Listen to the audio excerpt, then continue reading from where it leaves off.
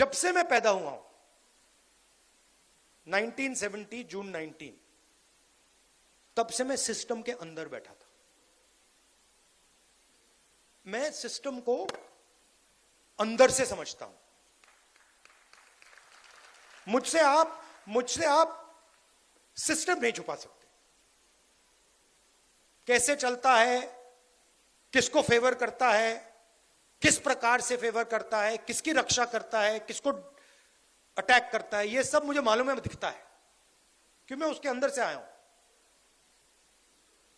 Prime minister house में जब दादी प्राइम मिनिस्टर थी तब था, पापा थे, मनमोहन सिंह जी थे, तब भी मैं जाता था, तो मुझे सिस्टम अंदर से मालूम है। और मैं आपको कह रहा हूं, system is aligned against lower castes. मतलब भयंकर तरीके से हर लेवल पे। आप कॉर्पोरेट सिस्टम देख लो, मीडिया सिस्टम देख लो, ब्यूरोक्रेसी देख लो, जुडिशरी देख लो, एजुकेशन सिस्टम देख लो, मिलिट्री देख लो, जहां भी आप देखोगे 90% का पार्टिसिपेशन ही नहीं है। और आर्ग्यूमेंट बनाई जाती है,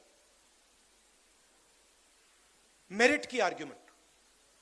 अब ये कैसे हो सकता है कि अभी मैं सोच रहा था जब आप कह रहे थे कि 2-3 अलग अलग डिबेट्स हुए थे 1947 में, उससे पहले, और उन्होंने हिंदुस्तान का फाउंडेशन बनाया था।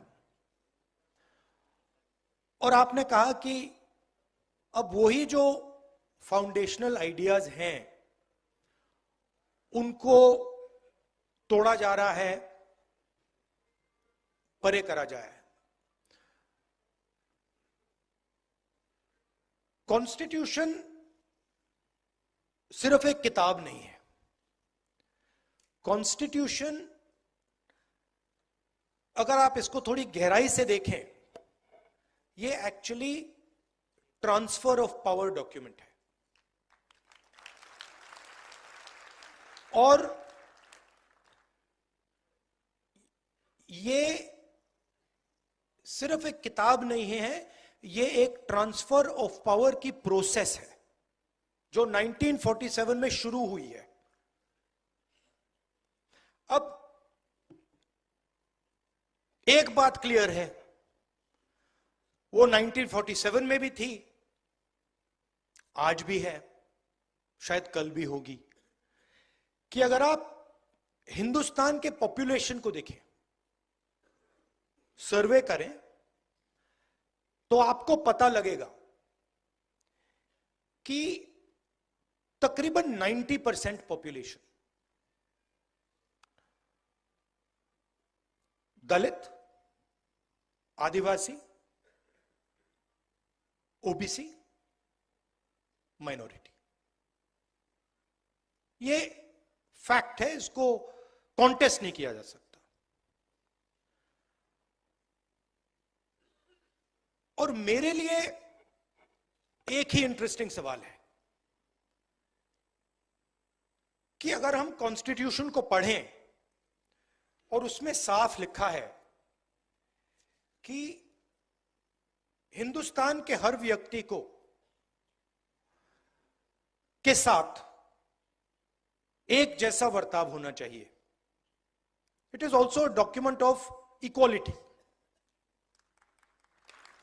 So it is a document of transfer of power, it is a document of equality. तो मेरे लिए सवाल इंटरेस्टिंग यही है कि भैया 90% के पास कितनी भागीदारी है, यही सवाल है, और कोई सवाल ही नहीं है। क्योंकि अगर 90% का पार्टिसिपेशन है ही नहीं, तो फिर डिबेट का क्या मतलब? डिबेट चलती जाए, वो 5% 10% डिबेट कर रहे हैं, 90% डिबेट में तो है ही नहीं। एक और बड़ी फैशनेबल चीज चली है कि भाई मोदी जी बहुत कहते हैं हमने ओबीसी को, दलित को इज्जत दी। देखिए, इज्जत आप दे रहे हो, हमें इज्जत नहीं चाहिए, हमें पावर शेयरिंग चाहिए। आप अपनी इज्जत रखिए, आप अपनी इज्जत रखिए। जिस दिन दलितों को, आदिवासियों को, पिछड़ों को पावर शेयरिंग में जगह मिल गई, तो इज्जत अपने आप मिल जाएगी, आपकी कोई जरूरत ही नहीं। तो ये आइडिया कि ऊपर से इज्जत दी जाएगी, अमीर लोग गरीबों को इज्जत देंगे, ना, कोई जरूरत नहीं है। आप अपनी इज्जत रखिए, उठा के रखिए अपनी इज्जत, हमें नहीं चाहिए। हमें पावर शेयरिंग चाहिए, हमें इंस्टीट्यूशन में जगह चाहिए, और हमें डायग्नोसिस चाहिए कि ये हिंदुस्तान की सच्चाई है। आज ये सच्चाई है, 70 साल पहले वो सच्चाई थी, आज ये सच्चाई है, और सच्चाई के बल पर हम आगे जा पाएंगे। मैं आपको उदाहरण देता हूं। एक दिन मैंने कॉन्स्टिट्यूशन क्लब में एक भाषण कर दिया, पता नहीं आपको याद है नहीं। उसमें मैंने कहा, एस्केप वेलोसिटी की बात की, याद है आपको? मैंने कहा कि देखिए, जो दलित कम्युनिटी है हिंदुस्तान में, भारत में, सॉरी गलती, भारत में, जो भारत में दलित कम्युनिटी है, ओबीसी कम्युनिटी है, ट्राइबल कम्युनिटी है, इन पर ऑटोमेटिकली दूसरा प्रेशर लगता है, मतलब शुरुआत से ही। और मैंने एस्केप वेलोसिटी का एग्जांपल दिया। इंटरेस्टिंग बात थी कि भाषण दलितों को, पिछड़ों को, आदिवासियों को बहुत अच्छा लगा, और जो हमारे मीडिया वाले मित्र हैं, हाई फ्लायर्स हैं, उन्होंने उस भाषण को रिडिक्यूल किया।